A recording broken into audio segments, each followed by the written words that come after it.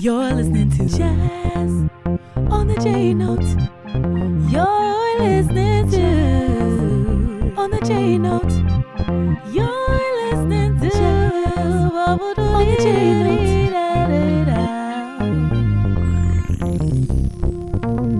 Hey, hey. Welcome to Jazz on the JNote. I am your host, Stephanie Jeannot. What's going on, everybody? Thank you for joining us for another non-stop music flow of jazz. Today we have special guest, award-winning jazz saxophonist Carl Bartlett Jr. in the audience with us to help us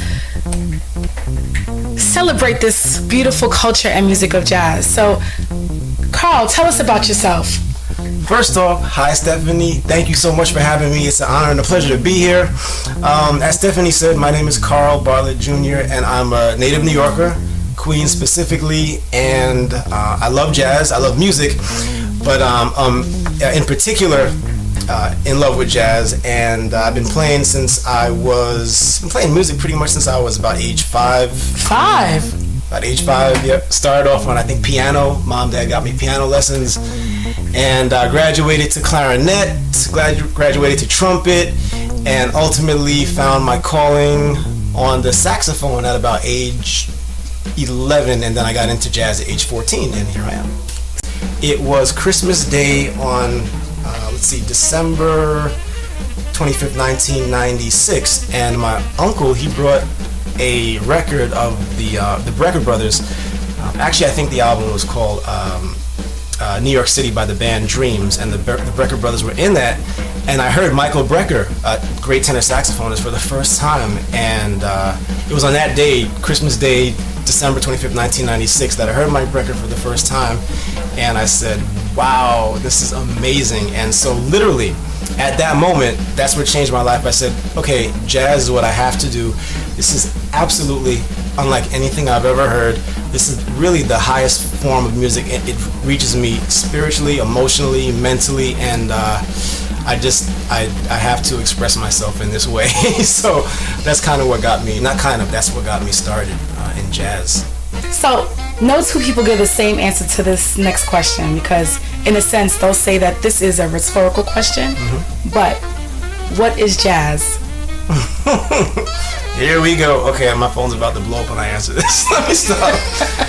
I mean, I can give you one answer and then another answer. Jazz is, of course, a type of music. It's a type of music that was born and manifest here in America. However, it has deep roots in African culture and African tradition, as well as European culture and European tradition. So that's number one. It's a type of music, and it was born here in the States, United States. And some key characteristics of it are swing, are the blues, which is a song form and a genre, improvisation, and something that's kind of more intangible. You can't really put your finger on, but just the overall, jazz language is one of the characteristics of it. If you can kind of grasp what I'm saying with that, just when you put everything together. Okay, so you say the jazz language. So, you as a teacher, what are you teaching as far as jazz language is concerned? What is the jazz language? Right, when you put, first of all, we just said swing. Swing is, that's part of the jazz language. That's a cornerstone. But I thought that was more like a subgenre. No, well, don't forget, that's the subgenre of swing, but swing is one of the cornerstones of jazz. That's what jazz was built on, swing and the blues. In other words, that lilting feel, 1 and 2 and 3 and 4. So not just is swing a subgenre, but it's also one of the cornerstone feels of jazz. You have to, a lot of people say if you don't have swing, you don't have jazz. and that's really, what it is. And all, so many of the players out here, whether they're older players or newer players, you really listen to the ones that are really making a statement.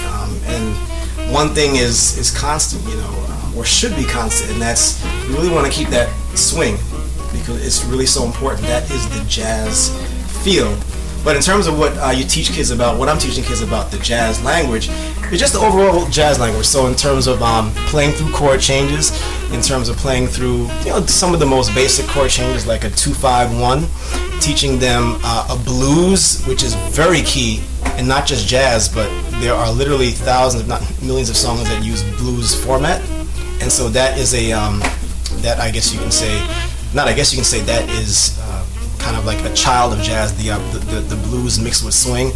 So I teach them the blues format and improvisation, how to go about things, how to really how to play through chord changes, how to tell a story, how to call and response with band members. All of that, when you put that together, that's heavy jazz tradition there. So. And speaking of groundbreaking, I heard that you won an international songwriting competition. So tell us about that. Like, what was the song you entered, and how did you end up winning? Mm-hmm. Interesting. Well, I prayed about it. No, no, I did pray about it. But so the song that won is an original composition of mine entitled "Quantum Leaps and Bounds," and that is on my that's on my debut album. Album's called Hopeful, and again the song is Quantum Leaps and Bounds. And the international songwriting competition, that's highly regarded and maybe regarded as the world's leading songwriting competition. And you have just the who's who putting up their songs in that competition. And so I said, okay, I took a look at my album and I said, okay, all these are, I think, good songs, but let me just put one that I think is Quantum Leaps definitely pushes the boundaries, like in terms of it's a bit of a disjointed melody, but in terms of physicality on the instrument, like what can be done, and it's just a different tune, chord-wise, chordally and everything like that. But so I said, let me just give this a go with Quantum Leaps and Bounds. It's a bit off the beaten path, and I entered it, and slowly but surely, with each passing round of the competition, it kept advancing, and I saw it kept advancing, and I said, wow, this has a chance to go all the way, and it did. It got first in the US, and it got second in the world out of tens of thousands of entries from 120 countries. So I'm happy about it. That's awesome. Yeah. So do you mind us playing Quantum Leaps and Bounds? No, I do not. All right, we'll be right back with more from Carl Bartlett Jr. All right, thanks.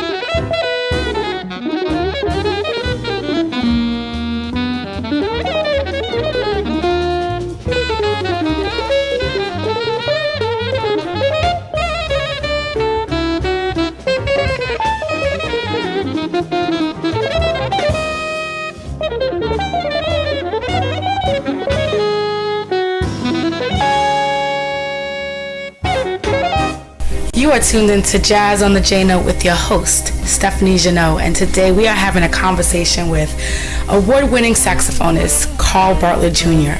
And we're going to talk to him about his breakthrough story. We want to know what your breakthrough story is. So, what made you who you are and break through into this industry as far as musicianship, as far as your artistry, as far as your writing and compositions? Like, how did you break through? How did I break through? That's a great question. Really great question. I guess I'd have to say, it's a confluence of several things. I mean, I might not hit each one on the head right now, but I guess, one I can say is that God, has a plan for you, whether you know it or not, it's going to happen. So, I was born with several gifts, and one was a gift in music, but I still have to keep working on it, or else, it will just, it might not stay stagnant, it might still grow, but not to the point of which, if I don't keep practicing, if I keep practicing, so I need to keep practicing with that. But I guess, so that's number one. Like, my breakthrough moment number one is just, God having a plan for me. Number two is the people in my life. So my family, I come from an amazing family. My mother Julie, my father Carl, my uncle Charles, and my dad and my uncle, their parents, Charles and Dorothy, who got them into music, and subsequently I got into music. And so, just having music around in our home, in my ears through the years since I was a youngster, and that all adds up to, I guess, what you can consider a breakthrough moment. And then, of course, like I said before earlier in the program, that one day, because before Christmas Day of 1996, when I heard the Record Brothers, I think I wanted to become a magician, not musician, magician, like magic. A magician? Yeah, like abracadabra. Get out of here. Right, and there were three things that I was really interested in before I really had the breakthrough jazz moment. It was to become an architect, because my cousin Frankie was an architect, and I loved architecture, just putting blueprints and things. So I wanted to become an architect. I wanted to become a basketball player, so I wanted to be playing the NBA, and the other thing was a magician. So those were my three professions that I was looking at, until that wonderful day of Christmas 1996, when I had a serious breakthrough moment, which we talked about earlier in the show, when my uncle introduced me to this record called I think New York City, of the band Dreams, and in it had Michael Brecker and Randy Brecker, and that's when I really heard jazz really for the first time, and I said, this is amazing. And it's something when something shakes you, to the core, and I'm like, this is amazing, this is it. I really hadn't been playing my saxophone or practicing it up until that point. I was in junior high school band, and that was fine, and everything was fine, but that was the day that I started picking it up and practicing 5, 6, 7, 8 hours a day.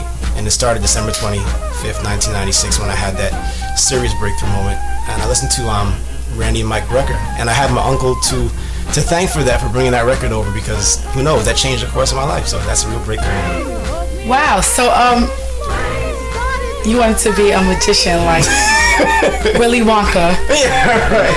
I guess you can.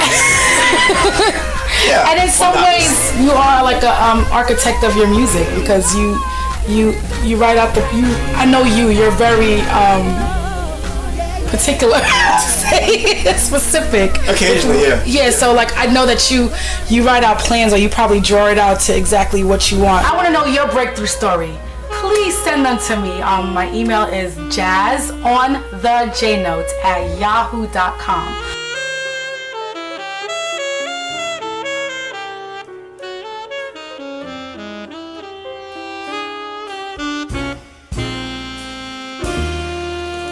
So how can listeners who are interested in your music get in contact with you? You have a website? Sure, yes, I have a website. The website is just my full name, so www.carlbartlettjr.com. So that's spelled CarlBartlettjr.com. And there you can see what I'm about. You can see what the band is about. The website, it's a cool site. It has about, 9-10 pages, several sub pages, and there's something pretty much almost every aspect of my life in there. Music, you'll find out something about my family, and you can hear the album. If you'd like to get it, you can go right to the site as well, and do it that way as well. And I hope you visit. So. That's awesome. Well, I want to thank you for being here with us, Carl Bartlett Jr., and thank you for sitting down and talking to us and sharing your life and your knowledge with us.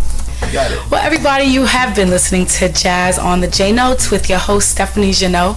And today we had in the studio Carl Bartlett Jr. And I want to thank you for listening, everybody. If you have any comments, questions, suggestions, or song selections you might want to hear on future episodes of the show, please send me an email to jazzonthejnote@yahoo.com. Once again, it's jazzonthejnote@yahoo.com.